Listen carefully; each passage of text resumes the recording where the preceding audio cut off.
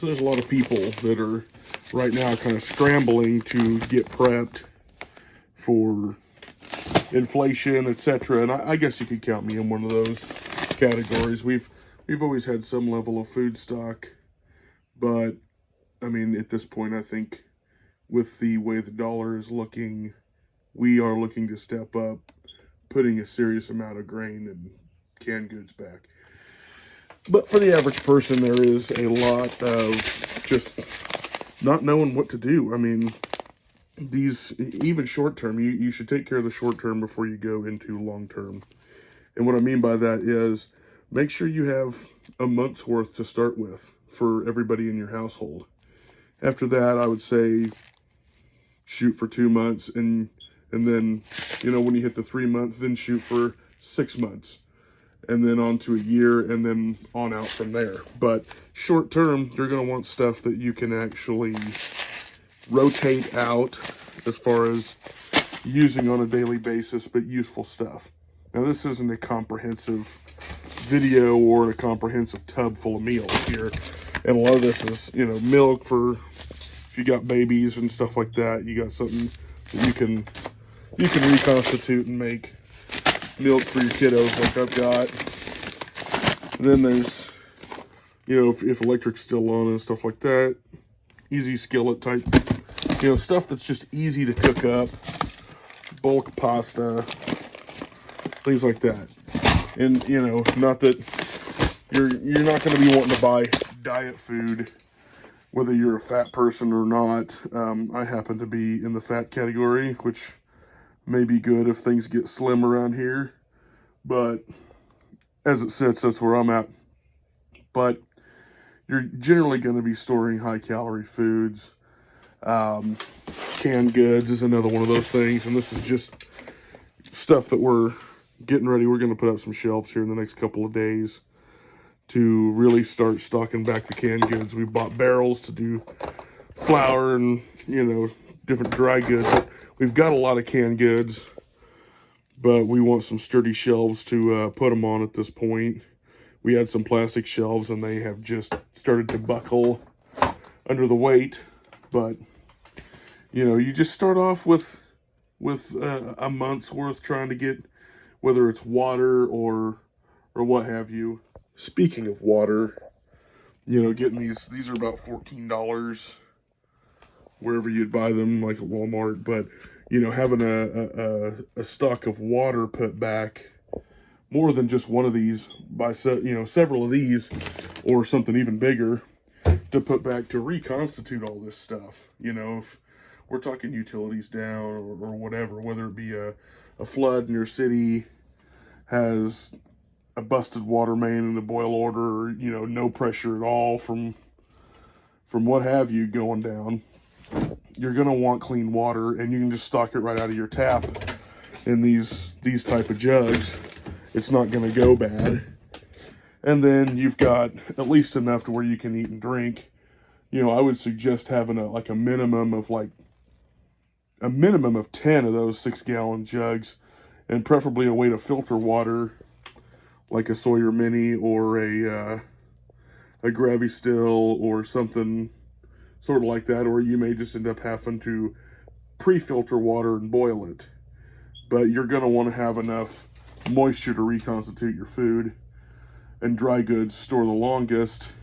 But again, this is definitely for short-term stuff. When going to the long-term storage, you're going to want to buy the 50-pound bags of beans. This is a 20-pound bag of rice here, and there's a 50-pound bag there. But the raw, uncooked stuff, which increases to 6 times its normal size when it's cooked, so you can feed a lot of people with that much rice. But, you know, when you start doing that, you're going to have to buy materials for sealing stuff up. So this is just kind of a short introduction to food prepping. But we prefer canned goods to pair with dried goods, so that there's, you know, flavor and stuff like that going on. Rather than, you know, fastest way to get your family fighting at each other's, you know, their 10th bowl of rice for that week of just plain rice. Yeah, you're going to have people that are pretty ticked off. So you're going to want to store spices and bulk stuff like that too. And what we have here are 1 gallon Mylar bags with oxygen absorbers to remove all the oxygen once you seal these up. You'd basically put your quantity of dry good in there and put an oxygen absorber in there, and then just take like a commercial iron, you know, or like a shirt iron or something, and you would just heat seal the top of the bag, which there's, I don't know, there's like 20 bags in there, but that's what you want to use for storing up the long-term large quantity dry goods. But again, you kind of have to start somewhere, and even just getting a plastic tote with a pop-on lid and stuff your family will actually eat, and a store of water. You know, if you've got enough meals for the initial situation and some water filtration and ways to store it if you do filter it, you're going to be a whole lot better off than the next guy.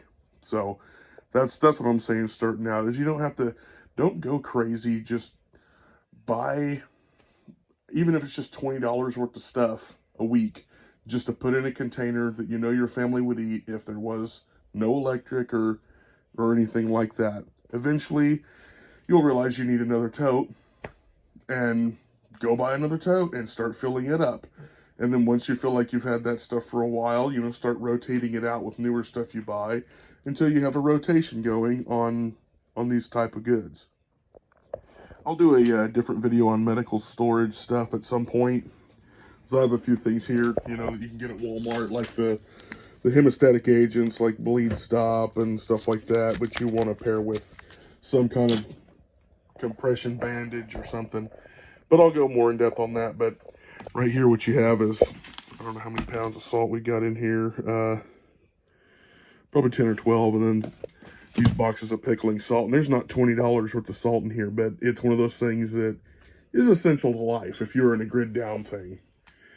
That's going to get you a lot further than somebody who doesn't have anything to, let's say, flavor their meat, maybe even dry some meat if it got that far. I mean, this isn't a ton of salt, but it is one of those things that people do not think about when storing stuff up, is salt and tampons, you know, just there's a bunch of stuff like that people are just totally sleeping on. I mean, almost everybody's sleeping on medical supplies like tourniquets and, you know, headache meds and just what have you. So, and again, I would just like to reiterate that salt's one of those things that is essential to living. If you actually run out of salt, you can't retain water, and you start having like cognitive issues and stuff like that. But people, it's been so convenient and so cheap, people just don't really think about it in those terms. But we're talking about a situation where there's no resupply for you. It's one of those things where you're going to want to have a lot of it put back. And again, you're going to want to have canned goods to pair with your dry goods. You really can't go wrong with a ton of canned goods. You can't have too many of them. If you get them, I mean, at the moment before inflation has gone too crazy, you can get them about 40 cents a can. And don't sleep on the Mexican grocery stores. For some reason, they sell stuff in bulk a lot more than the average, you know, I'd say Harps and stuff like that. So the little places in like your little Mexican wing of town is going to have a lot more stuff it just seems like the prices are cheaper and bulk is a lot more available. So, you know, don't sleep on those stores.